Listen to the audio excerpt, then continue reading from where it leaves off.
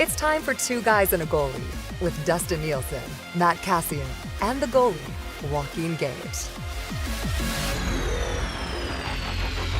Happy Monday, everyone, and welcome to another episode of Two Guys and a Goalie. The boys back again. Gager, Cass, Nielsen, and Hernan Salas with you here. As always, Two Guys and a Goalie is brought to you by our friends at CoolBet. If you're not yet signed up for an account at CoolBet, it's very simple. Go to coolbet.com, enter the bonus code 2GUYS, the number 2 in the word guys, and you will get a 100% deposit bonus on your initial deposit up to $200. Boy, busy weekend around here. Kids wrapped up hockey. I managed to sneak in 8 episodes of Drive to Survive. Couldn't get it all done.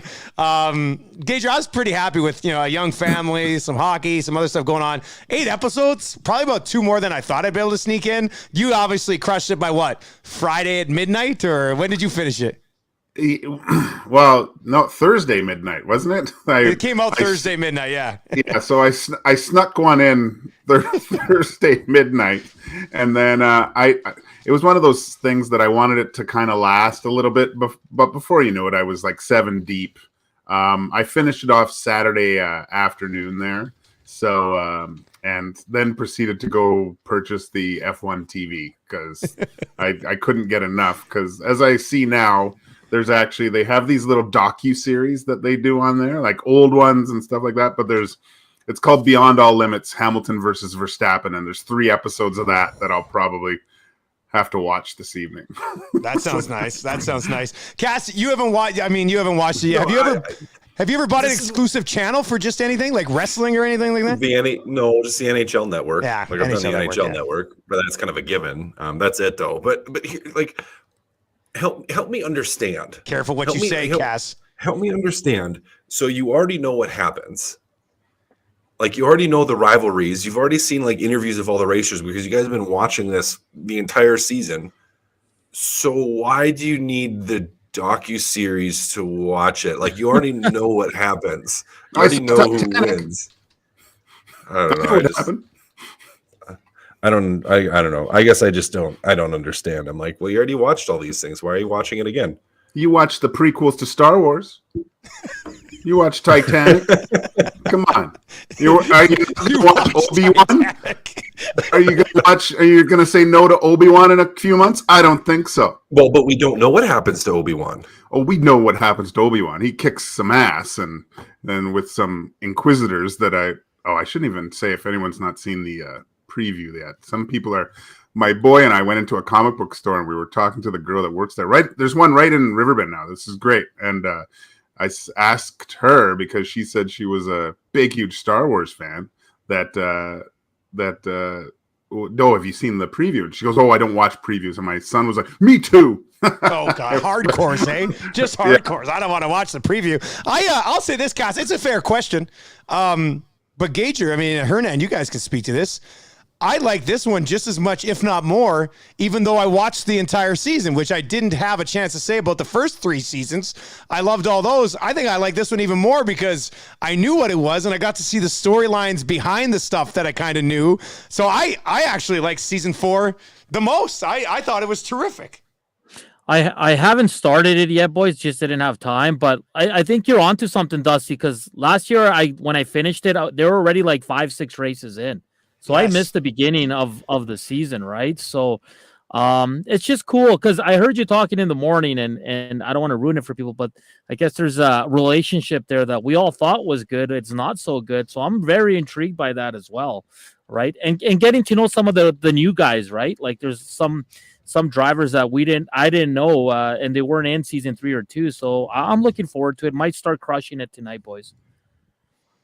It's yeah, that's what I was worried about mostly, Dusty, to tell you the truth, was am I gonna like this as much because it's so fresh? But it's a behind the scenes kind of thing, right? You don't get that every weekend when they are racing. So you're not rewatching the whole race. There's very little of that stuff that you actually see. Anyway, Cass, at one point you'll be a believer, and it'll be the greatest thing ever, and we'll have 2 guys and an F1, and it'll be a spin-off podcast. It'll be terrific. All right, lots to get to. Obviously, a bunch to get to. We are, I guess next week we'll have a deadline day episode, eh? That's good. We had one last year. It was awesome. Crazy, that was fun. So looking forward to that. That'll be next week, next Monday. Lots of Oilers stuff to get to between now and then, but obviously a huge story from around the National Hockey League this morning, coming out of yesterday's game between the Leafs and the Sabres. Cass, what do we got to talk about to start the episode, man? Ooh, our boy. Mr. Two Games himself. Mr. Two Games. Austin Matthews taking himself out of the Hart Trophy race because now he's disreputable and he deserves jail time for the violent and vicious attack on Rasmus Dahlin with his cross-check. I am shocked they gave him 2 games. Shocked. Anyone else is getting 4. Quite literally, anybody else in the entire league, as long as they are not in a Maple Leafs uniform, is getting 4 games. Landeskog got 4 years ago for a cross-check to the head of Kachuk. Everyone's getting 4 games. Everybody. But not Austin Matthews. Austin Matthews. I'm surprised he didn't just get a fine. I thought he was just going to get a fine. Maybe 1 game. And they go for 2. But so you think they got it? You think they got it right for what we were expecting? Like you didn't expect to give him 4. You would have thought other people would have got 4, but because you said you don't think he was. You didn't think he was going to get 4. Well, because he plays for Toronto and it's Austin Matthews. That's why I'm like does when he I saw the 2 games, I'm like, he deserves 4. No, I wasn't like. I mean, I went like, yeah, figures. Yeah. They're giving him like a 2-game grace. Bonus because they want him to win any award he can, and any games out of the lineup reduces the opportunity of doing that. Like they want him to win the Hart. Everyone in the media in Toronto wants him to win the Hart. Like everyone's just rooting for him for that. And all the comparisons recently. And I was even listening to, I think it was the Drex podcast the other day. I think it may have been that one, and I think it was Kolyakovo that was on, and they were talking about how he's the best player in the world. Austin Matthews is, and I was just like. I'll concede he's the best goal scorer in the game today. Oh yeah. But, for sure. I mean, even without question. He's the best goal scorer in the game. I was hanging on to Ovi forever, but I'm okay saying that now. I can admit that. Yeah. But to say he's the best player in the game just because he scores goals, I don't think that's it's stupid. And it shouldn't factor into him getting less suspended than everyone else would have got. I'm happy they at least did something. But now here's where I wanted to go with this though. Do you think as a player, having a reputation like for an Austin Matthews, as a goal-scoring guy, is a skilled player where you are not afraid to cross-check somebody in the face, do you think that benefits him or it hurts him moving forward? That's my big question regarding this.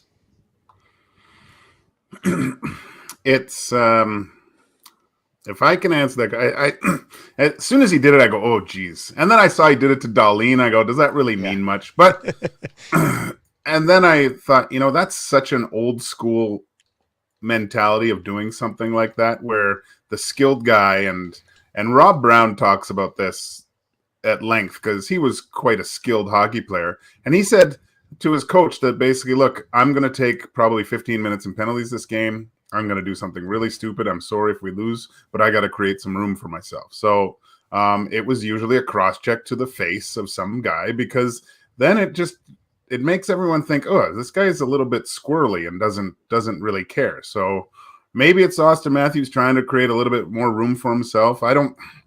I'm surprised that I thought it would be 3 games for sure, just because of looking at Connor's chicken wing that I didn't think was a chicken wing way back when, and he got 2. This was a little bit more vicious, but I'm happy with the 2 games. I think he hasn't done anything before, and kind of heat of the moment, I guess. Yeah, I'm with Gager. I was going around that range, and I know you probably no one wants to hear this, but it's his first time too, right? Vicious though, but. I didn't see them getting 4, 5, 6 games. There's no way they were giving Austin Matthews that much. So 2 games, it's kind of what I thought was going to be the call here for him. I don't know. It's a good question, Cass. Before you asked it, I was going to follow that up because I was going to say, if Connor McDavid does it when somebody's hanging off his back, you say, Connor just trying to create space for himself. You got to send that message. I just don't know if it's when you're engaged in a battle with Rasmus Dahlin who pushes you over and then you get back up and you cross-check that guy in the face. I mean, if Matthew Tkachuk had been in your face the entire game and all over you and all over you finally say, okay, enough's enough here, eat my stick.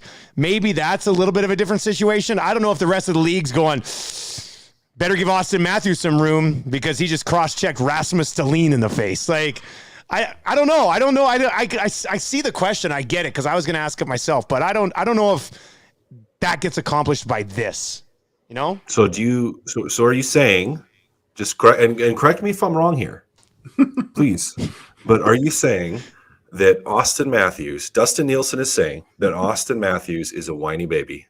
Is that what you're saying? Yeah. Yeah. Yeah. I mean, we saw him not get the call the other night and give up on the back check, and they got scored on right away after because he was like, so yeah, I guess I am a little bit, but just on the podcast. I won't say it anywhere else. Let's just go with that. Don't need that heat. But that was just a straight up dirty shot. Like, he looked what he was doing. He cross-checked him right in the head. There was no other intent. He was looking to hurt him. Simple enough. Yeah, I don't really care. Yeah. I kind of liked it. Yeah. I mean, obviously, the guy doesn't end up hurt, so it's a little bit easier to say that. But I'm just kind of like, well, he was in the battle. He got mad. He did something he should have done. And I think it maybe does actually accomplish something in that players will think, "Well, this guy might cross-check me in the face," But it does. But it's selective. I mean, I guarantee if he's battling with Darnell Nurse in front of the net, he probably doesn't come back with a cross-check to the neck. No. So, Nor should he, though, in that instance. Because, I would take. Wouldn't that mean more, though? Wouldn't that mean, oh, geez, or yeah, maybe, gosh. But he still values his life, I'm sure. There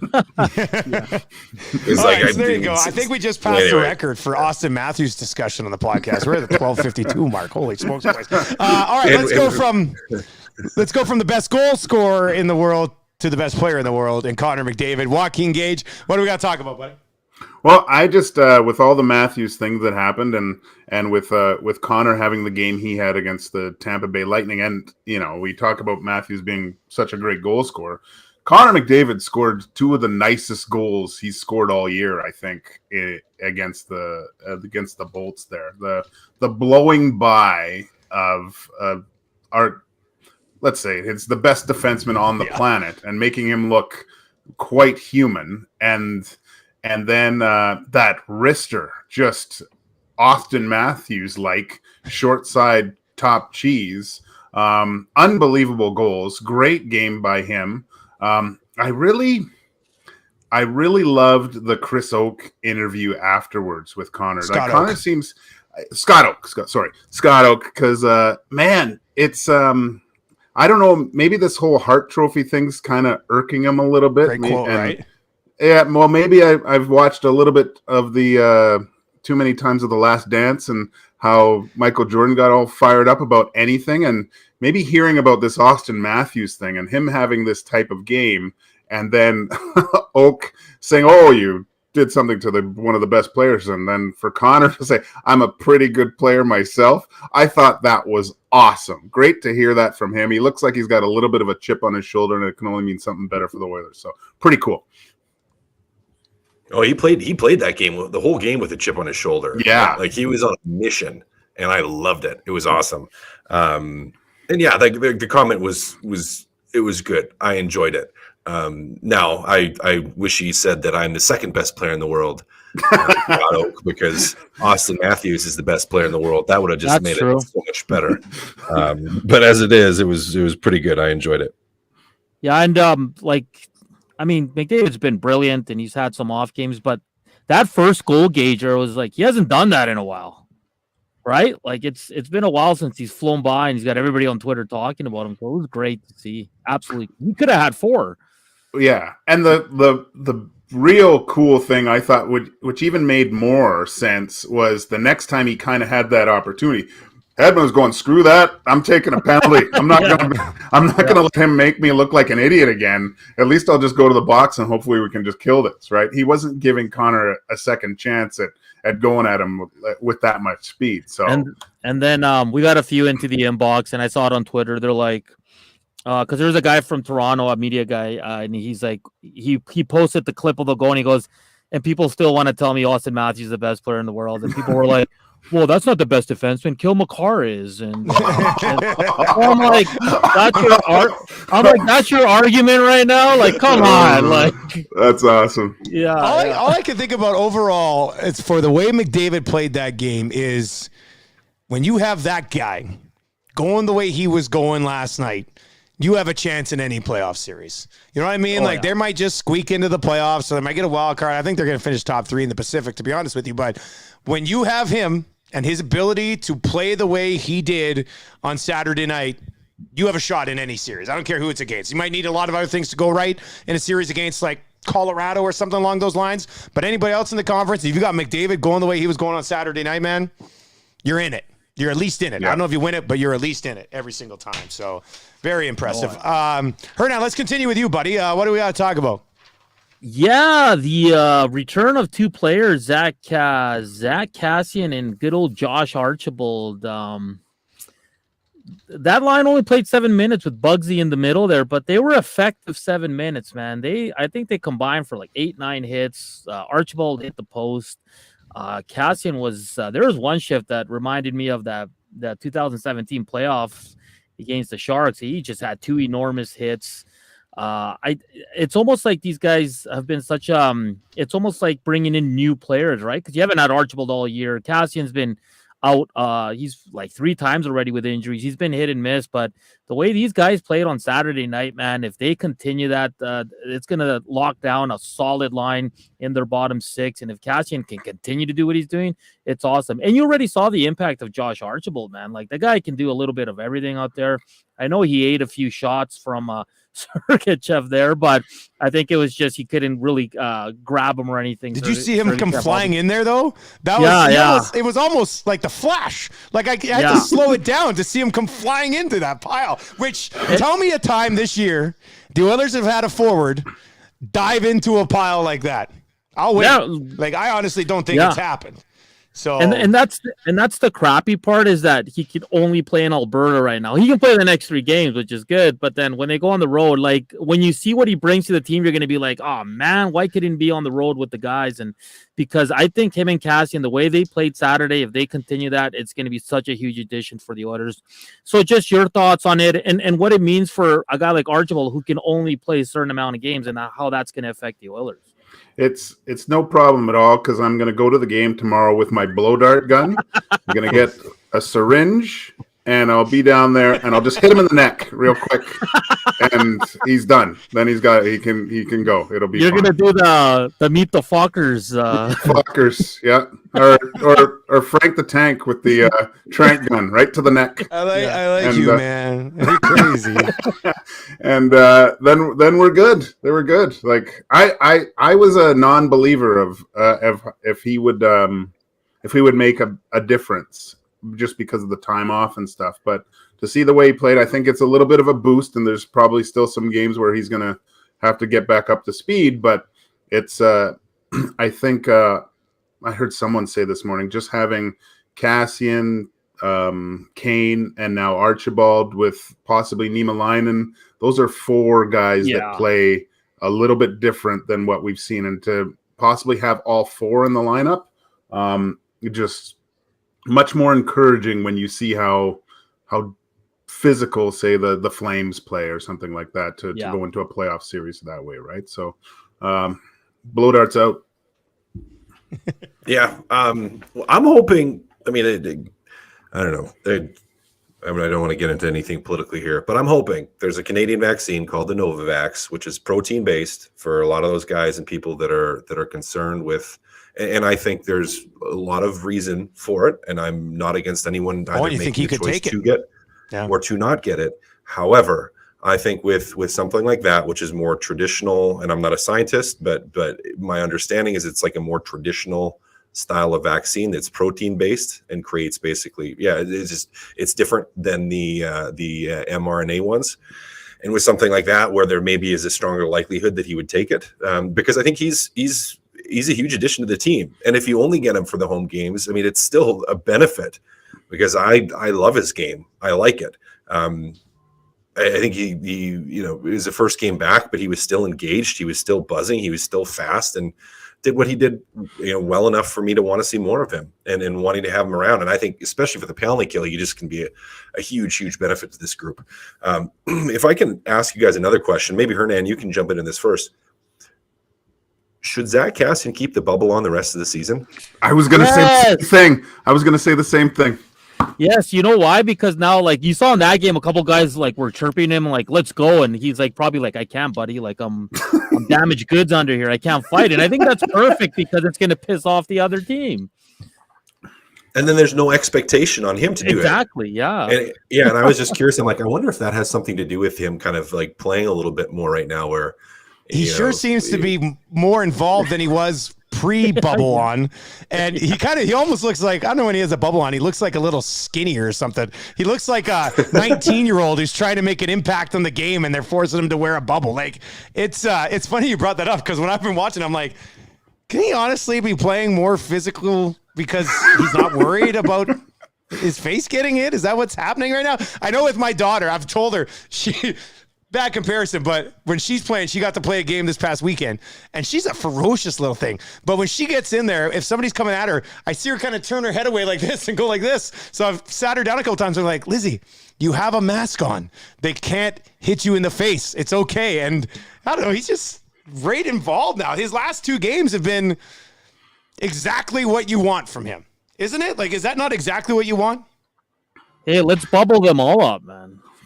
No, I'll with the blow dart, I'll go sucker him with a baseball bat and break his jaw again, and so he'll have to leave it on. So I got a lot of work to do tomorrow night. Get there early. Are you working the game tomorrow, Gager? No, I'm just going. I thought it'd be even funnier if you were working for Sportsnet. You're up in that perch and you had the blow dart out. That would have been great. Just a blow dart in the background. Sorry, Gene. I'll be right back. So, hold on, Gene. I got to hit Archibald with this blow dart. Gager, is that a dart gun inside your jacket? All right, here we go.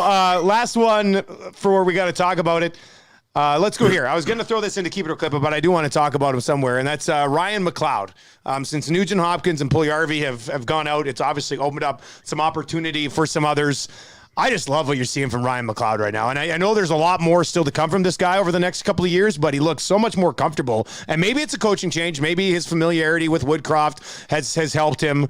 Maybe it's the fact that he's getting an opportunity to play, higher up in the lineup and get to play there with Leon Draisaitl. I mean, worst case scenario, next year, you've got a really good third line center that you can actually sort of continue to build this third line and top 9 around. But I've really liked him so far. I mean, what have you guys seen recently from McLeod that makes you go, man, like, I think 2 years from now, he's going to be a really good player for this team? That little play that he made on the Draisaitl goal, just defensively to force a turnover was just I've noticed him in some good moments, but just looking at that, and I was just like, huh. Like, that was just, I think, indicative of the quality of his play, where he just has confidence in the ability and awareness just to make some good plays, and even good plays defensively, where I don't even think he even touched the puck in that instance, but just from a body positioning, stick positioning, he forces a turnover. So that to me was pretty telling for a small play. Yeah. Go ahead, Hernan. Yeah, he's coming along. Like, the confidence is growing. I think there is something to do with Woodcroft now as a coach and having a prior relationship that way. Fingers crossed that the Oilers make the playoffs here. And I mean, he's has some playoff experience too, right? Going into this year as well. So that's another what's that, feather in the lap for him. Yeah, that's right. He hit he hit the crossbar too on that game. He was just flying. Had some chances. Like, no points, but man, he made himself noticeable. And it's going to be interesting, Dusty, when your boy, I know he was at practice today on the 5th line, JP, but where do you slot him in now? Like, because is it just the third line? Well, as you guys were chatting, I was thinking the exact same thing, so I kind of jotted down.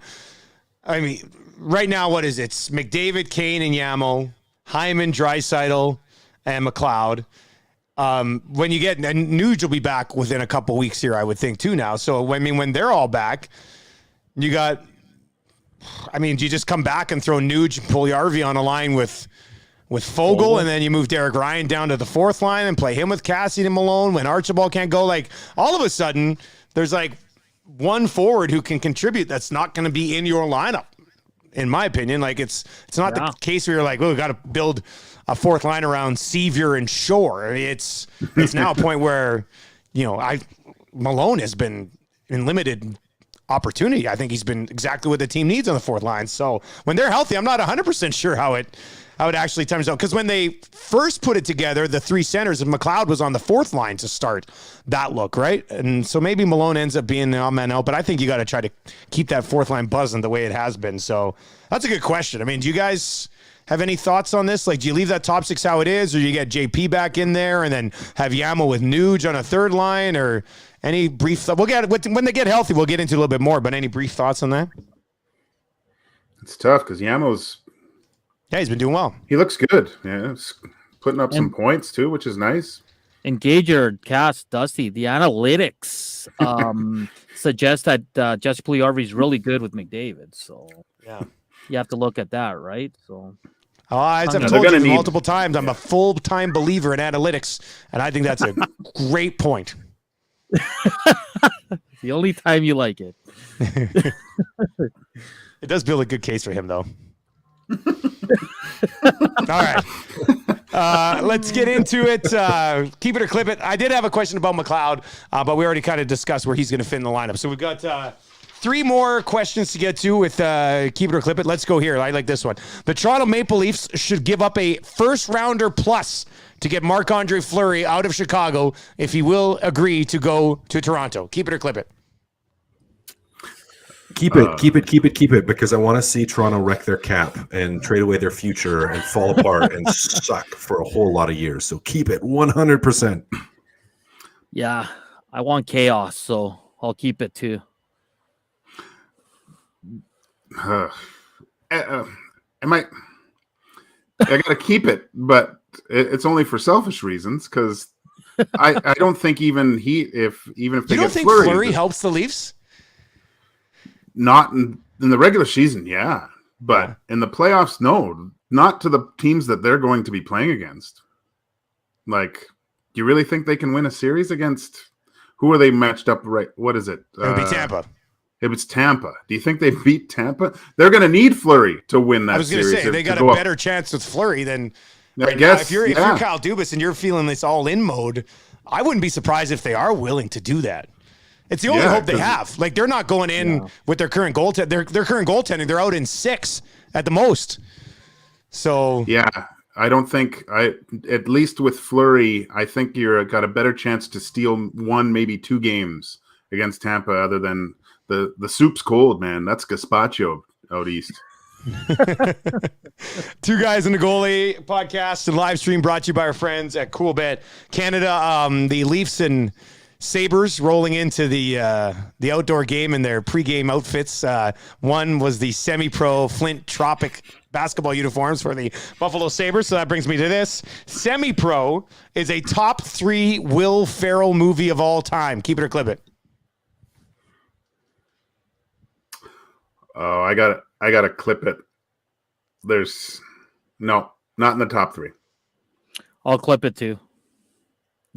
He's got like 5 better ones than. I was going to say, what if the question was top 5? Because I had top 5, then I changed it to top 3. Well, you got Anchorman, Old School. Yeah, those 2 are locks. Those Step are locks. Brothers. It's Brothers. Talladega. Step Brothers.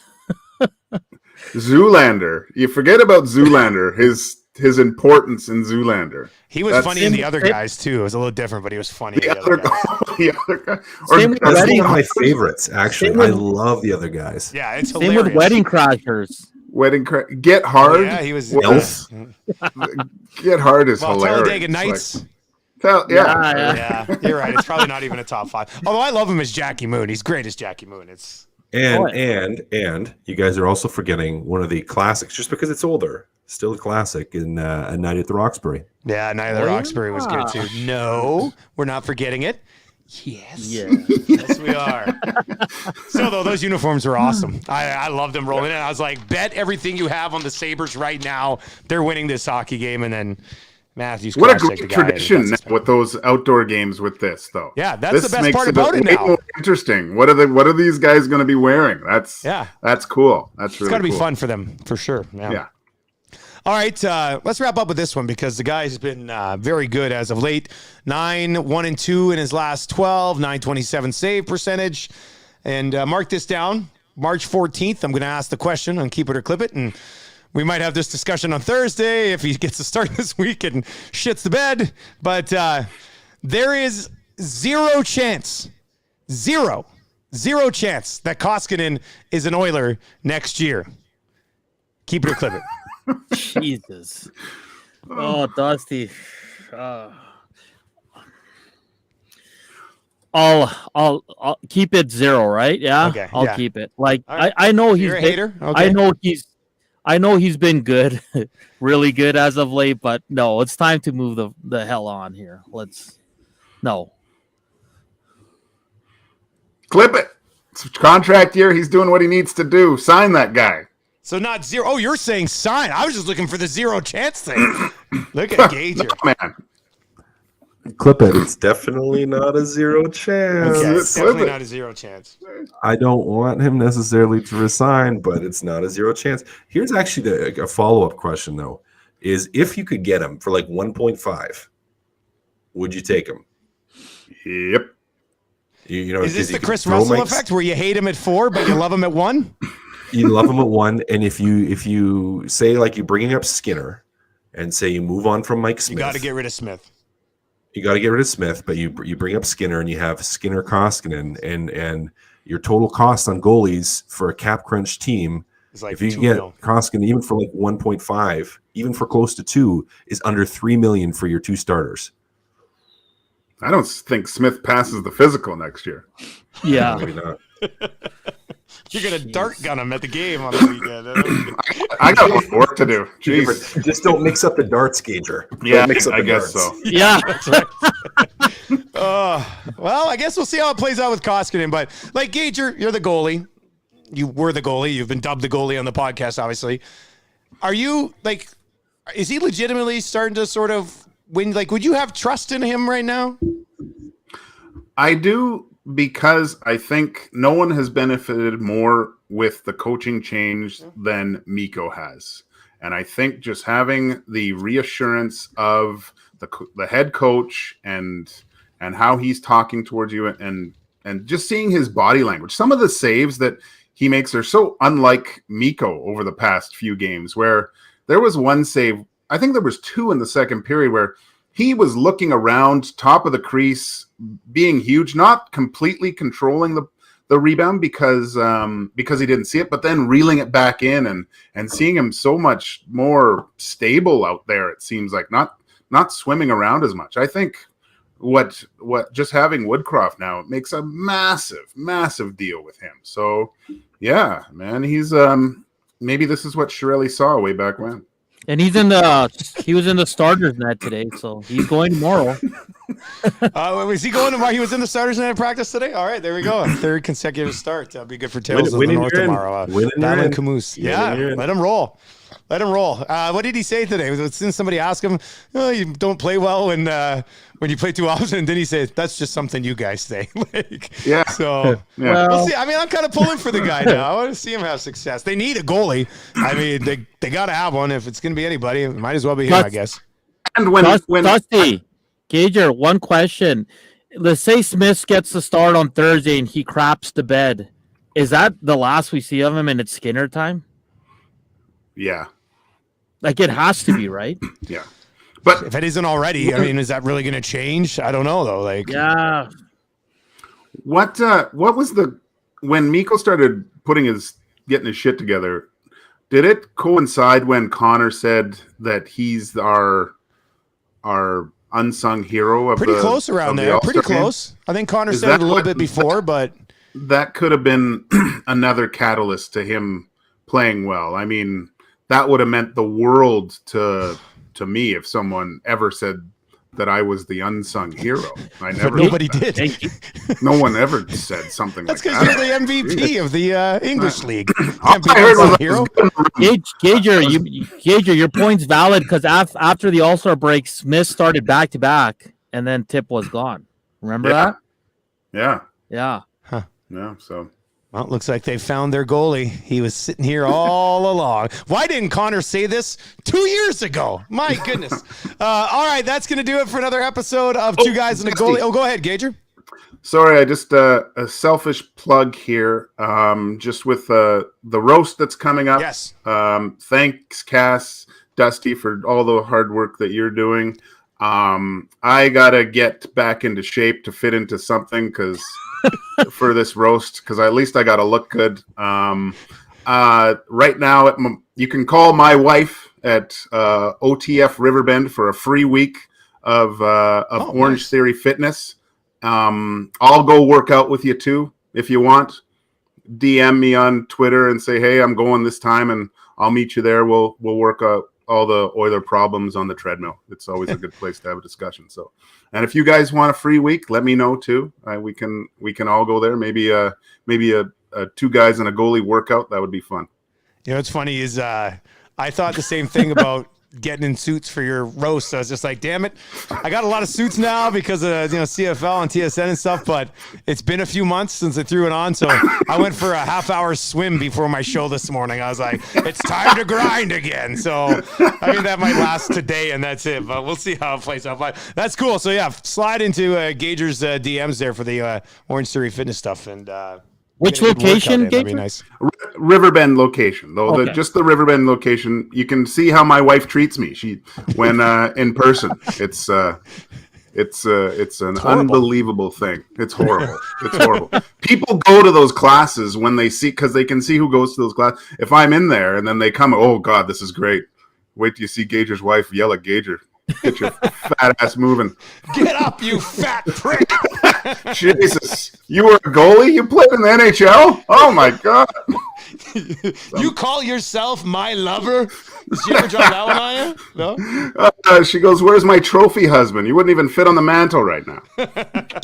All right, there you go. That's episode 211 of Two Guys and a Goalie. Thank you very much for watching. Thank you very much for downloading. We do appreciate it. It's all brought to you by our friends at CoolBet. Stay cool and bet responsibly at coolbet.com. We'll be back on Thursday with another episode a little bit closer to the trade deadline. Boys, enjoy the next couple of days. We'll talk to you on Thursday. Later, boys.